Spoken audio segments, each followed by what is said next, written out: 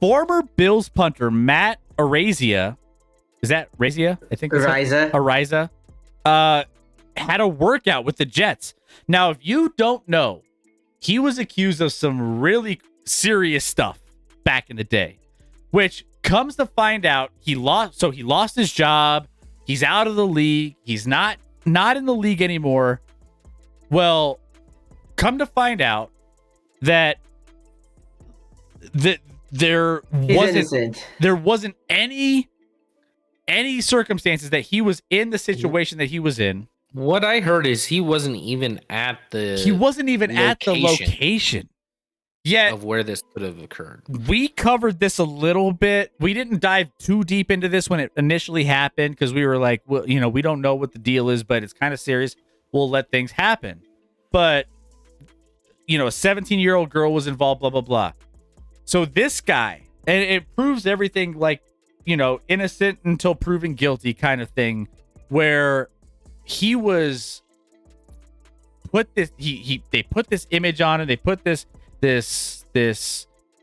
accusation where he lost his job.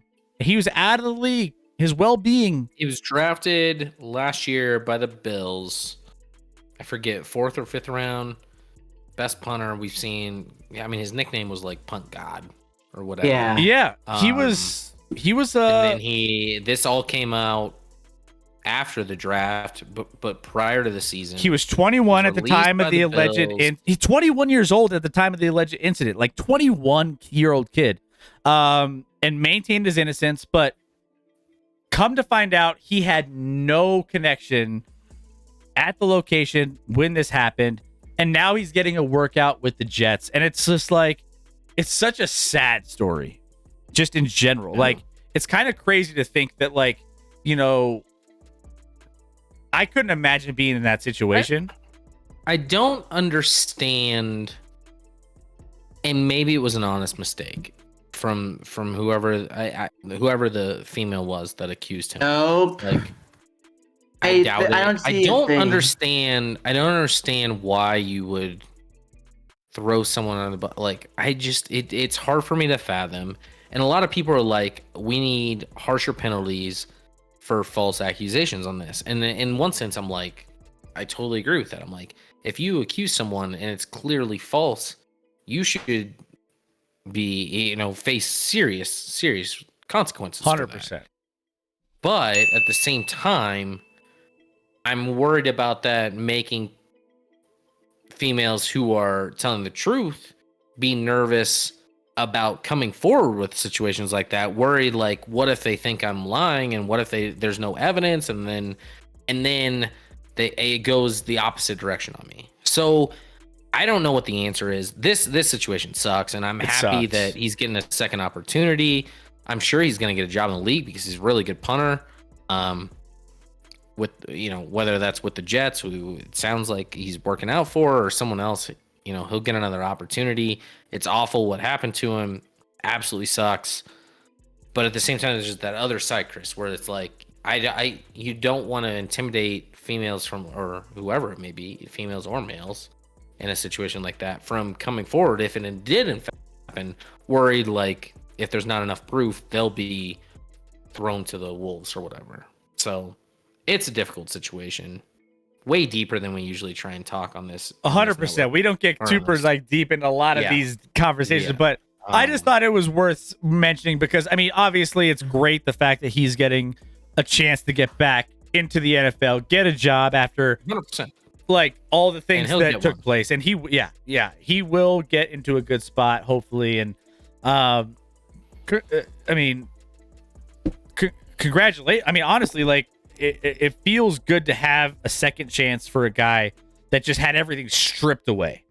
So we appreciate the fact that, like, he's getting another shot at having. And he should. I mean, at this point, he absolutely should.